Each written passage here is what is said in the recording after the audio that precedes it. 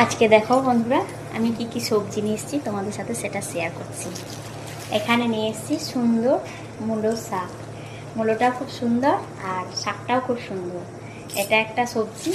আর তারপরে এখানে আছে মাছ, আর তারপরে আছে কাটা বেগুন, এই যে। আর তারপরে আছে লাল লাল টমেটো, এই যে লাল লাল টমেটো। কিন্তু টমেটোটা সিদ্ধও খেতে ভালো লাগবে, আর মাছ দিয়েও খেতে ভালো লাগবে, আর পোড়া হলে তো কথাই নেই। আর কি কি মাছ এনেছি সেটা তোমাদের সাথে শেয়ার করছি। দেখি, এই যে মাছটা নিয়ে চলে এসেছি। এখানে আছে চিংড়ি মাছ। মাছটা খুব সুন্দর মাছ।